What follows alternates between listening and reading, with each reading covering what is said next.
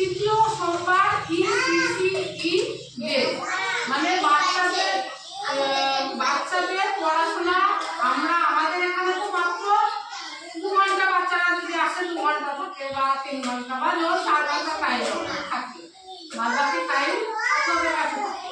সেই সময়ে কিভাবে বাচ্চাদের পরিচর্যা করা যাবে, শৈশবকালীন যত্ন বা শিক্ষা, শৈশবকালীন শিক্ষা। তো যে মাস, এটা ফেব্রুয়ারি মাস, এই মাসেও আমরা প্রত্যেক মাসের ন্যায় আমরা জমায়েত হয়েছি। তো বাচ্চাদেরকে কিভাবে আমরা বাড়িতে করবো, খেলার সবসময় বাচ্চাদেরকে সঙ্গে নিয়ে, আমি 2-3টে উদাহরণ বলছি এমনিভাবে আমরা রান্না করবো, তরকারি কাটবো। আমার বাচ্চাকে বলবো, বাবু 4টে আলু নিয়ে এসো তো।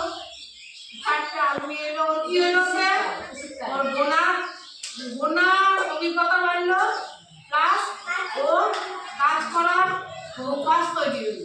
বলো তো, আমি ও স্নান করছে, 4 মাগ বা 2 মাগ জল ঢালো তো, তোমার মাথায় 2 মাগ জল ঢালো।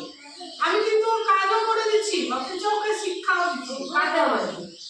1, 2, যখনই ও 2 মুখে বলা করা যাবে, 2 শিখে গেল, 2 বোনা শিখে গেল।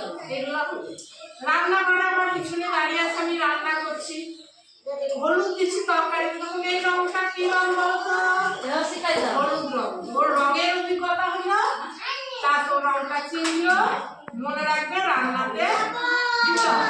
এইরকম ভাবে আমরা বাড়িতে শিক্ষা দেব।